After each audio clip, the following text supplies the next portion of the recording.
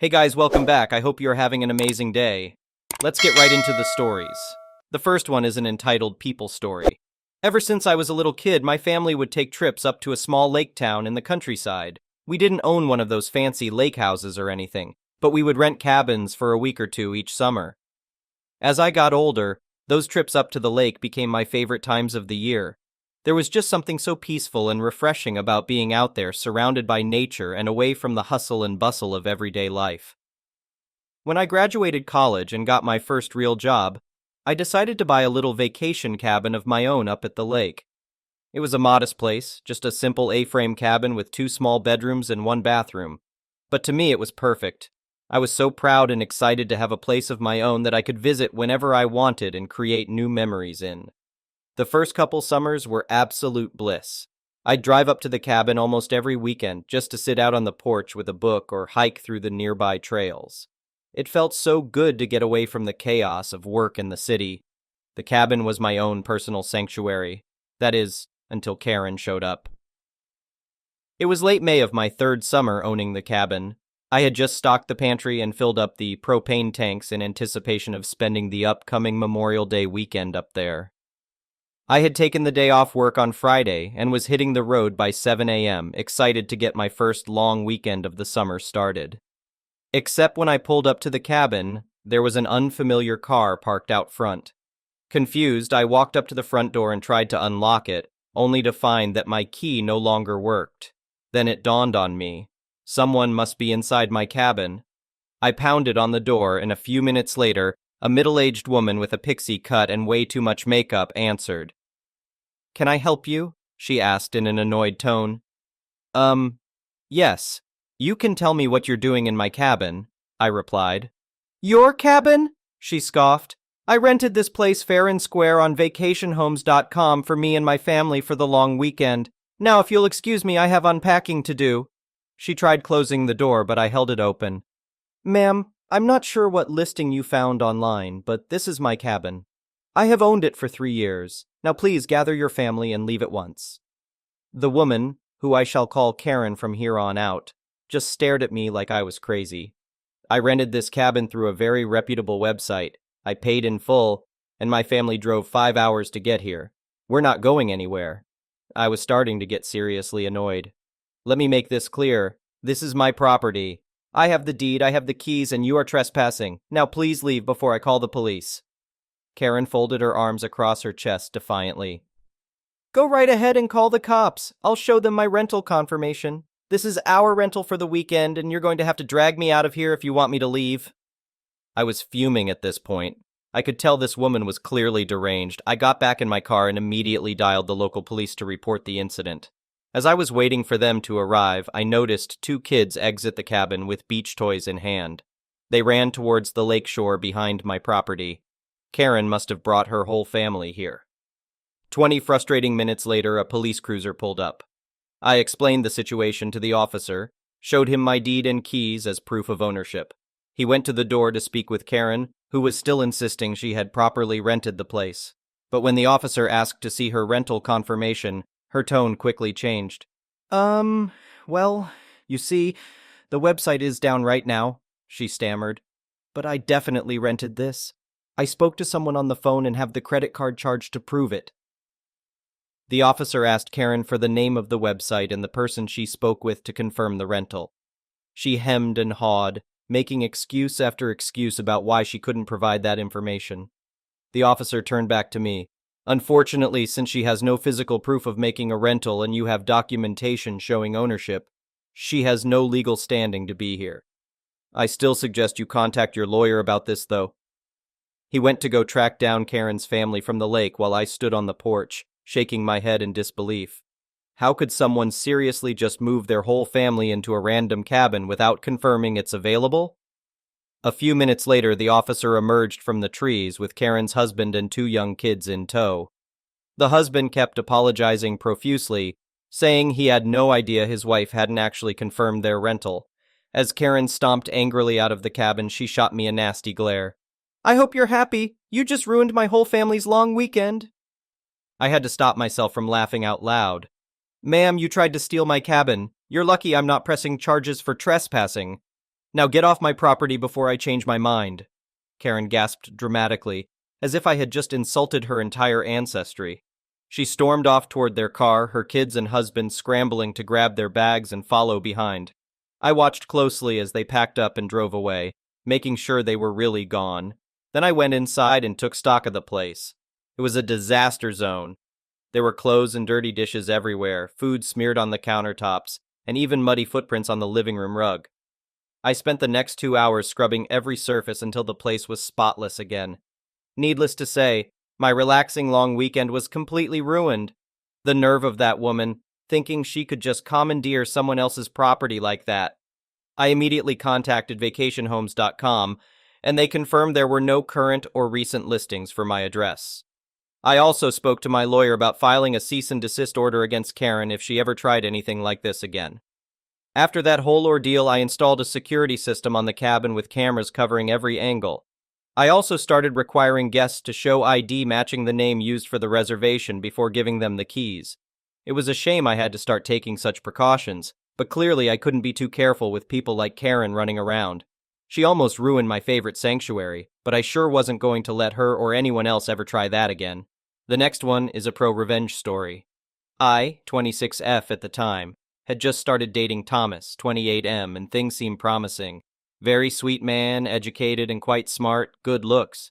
After 7 weeks of dating, he invited me and 2 of his childhood friends, let's call them Alex and Bart, for a long 29th birthday celebration weekend at his father's country house in a small French town. His father was going to be around as well, and I was very excited to meet everyone. Day 1, Friday, is fun. I'm happy to get along well with Thomas's father, a smart and caring man. Day 2, Saturday.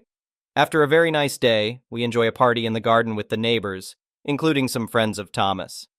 After a few hours and lots of drinks, a group of people gather around a small campfire and start sharing childhood memories. This is where things go wrong. At first, of course, innocent and dumb stories as you would expect.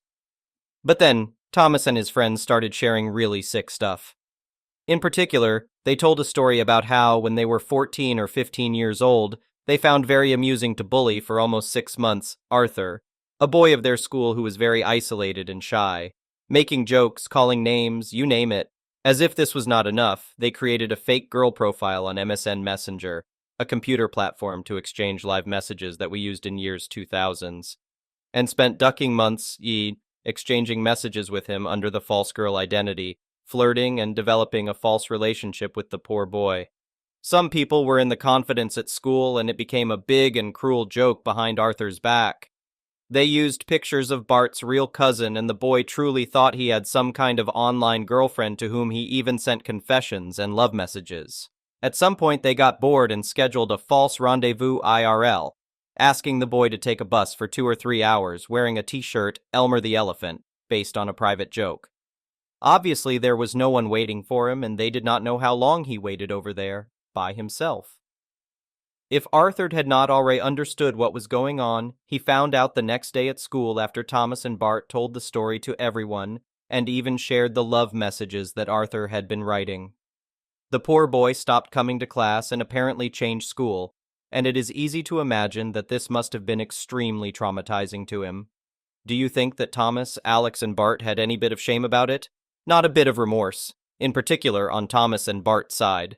They kept making jokes about it and even seemed to regret that they were not good enough at being evil to convince the boy to send nudes or sexy pics.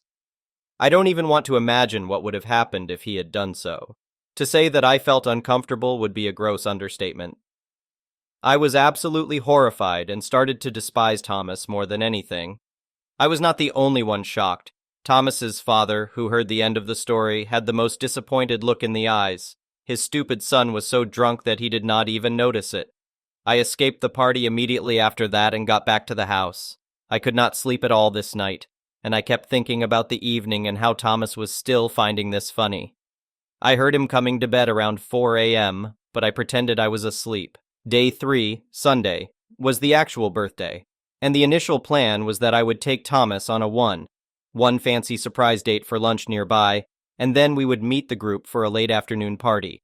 But instead, I woke up very early on Sunday morning, took all my stuff in silence, and went alone to the train station where I took a direct train heading back to Paris.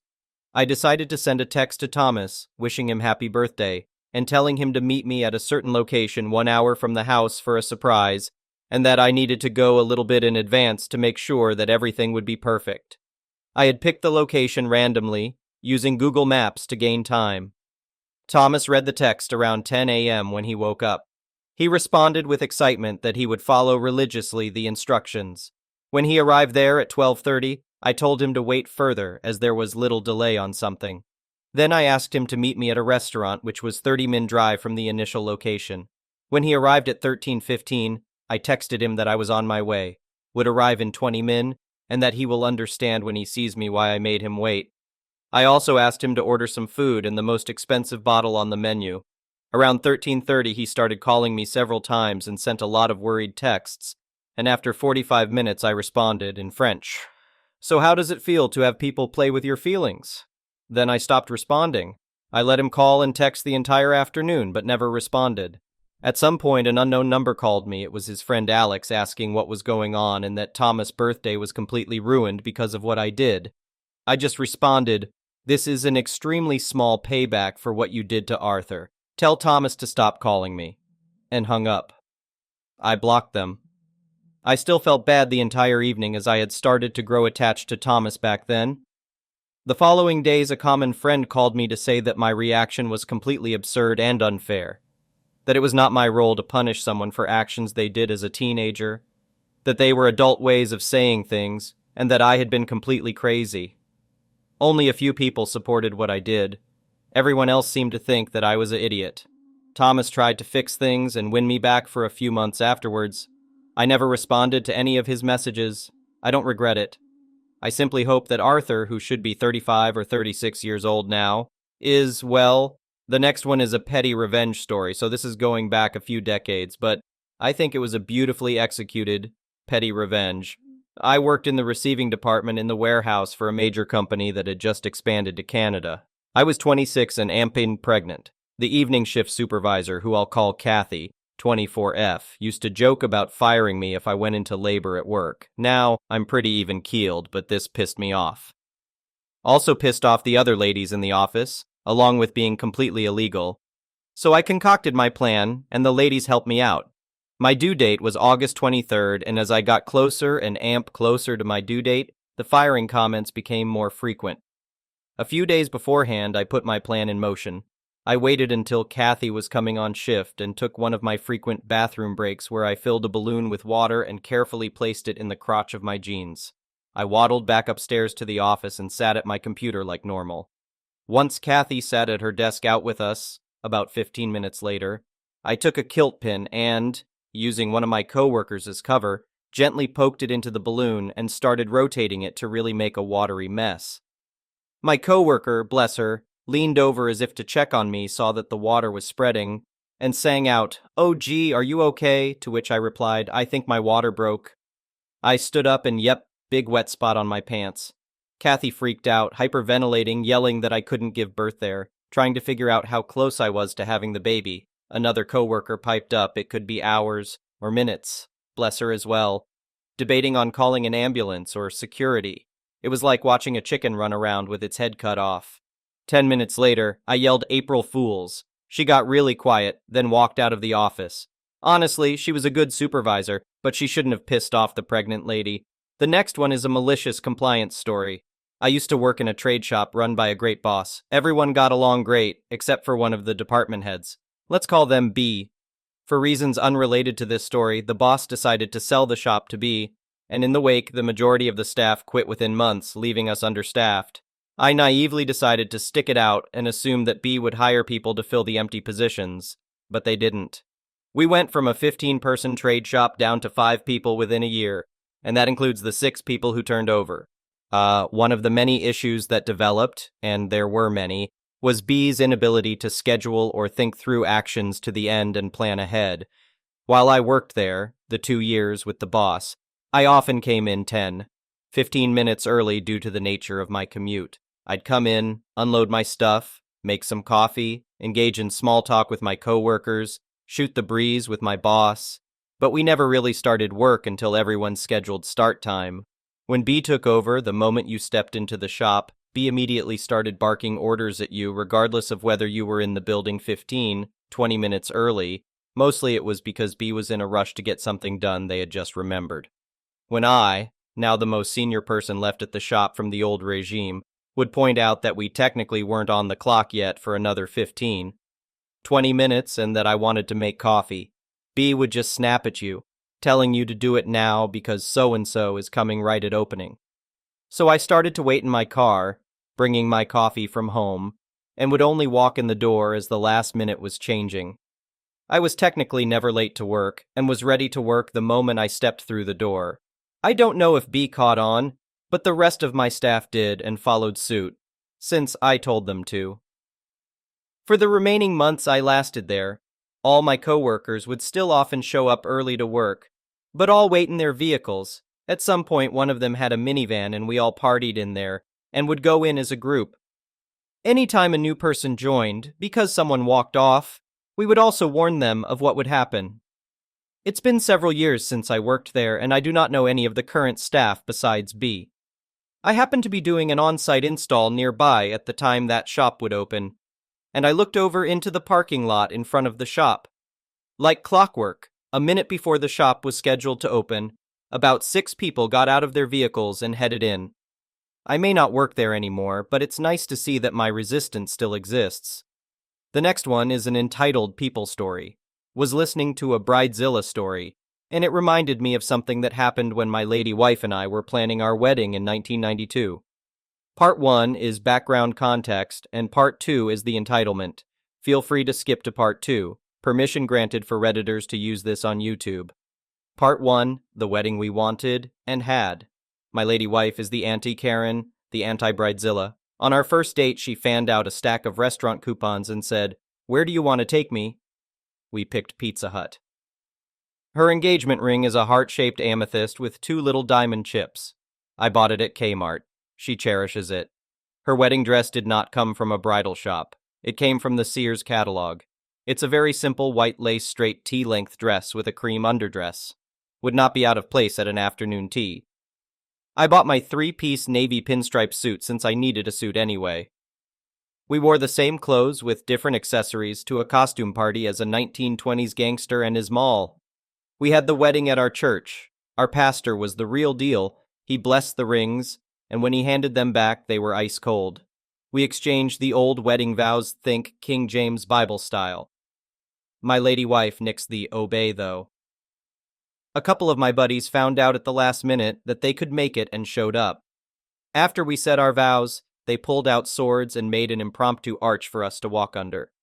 My wife's friends were upset and started yelling, "Nobody told us to bring our swords!" Yeah, major sci-fi, fantasy, D&D, medieval geeks on both sides of the aisle.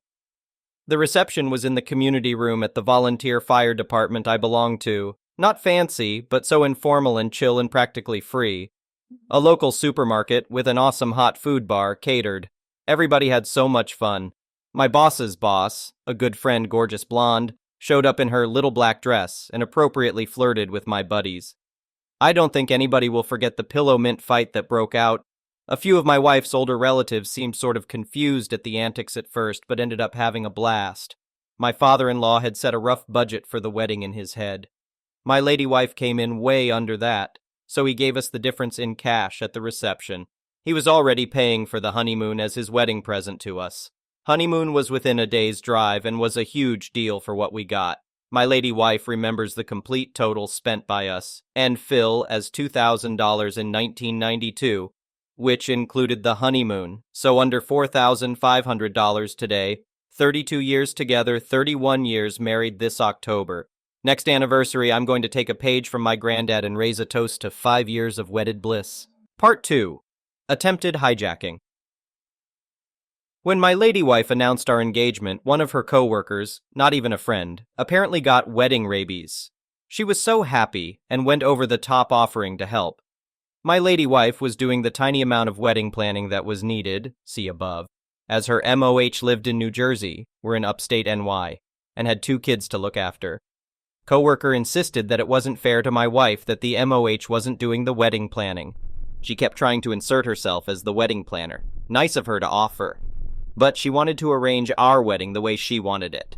Whiskey, Tango, Foxtrot. No, we did not want frou-frou centerpiece thingies or any of that nonsense. Co-worker, not knowing my wife well, of course, had zero clue what our tastes are. My wife's MOH was already making custom silk flowers for us and the tables as a wedding present. I think coworker was delusional enough to think she could weasel her way into being MOH. My wife kept politely but firmly shutting her down. Last straw was when coworker called me to tell me about the surprise bridal shower she was throwing for my wife so I could get her there. Oh, hell no. First, my wife was already going to have a bridal shower at our house. Phil and I went down to the fire hall and watched baseball. Second, my wife hates surprise parties. Third, my wife would never have picked that restaurant. An overpriced steakhouse is the absolute last restaurant we would ever pick. Fourth, who the heck was coworker planning on inviting? She didn't know any of my wife's friends. Wife shut that down hard. She immediately called coworker and told her off. No meltdown, no yelling, no screaming, no bad language or insults. Just pure anger. As hot and bright as a welder's torch. Cue tears from coworker. Boo-hoo-hoo, I was just trying to help. Nope, denied. We joke that you need to keep my lady wife away from breakable objects when she's angry. Cities, mountain ranges, that kind of fragile stuff. Drama over, and the wedding happened. Thank you for watching. I would really appreciate it if you could like the video and subscribe to our channel if you haven't already. We'll see you again tomorrow.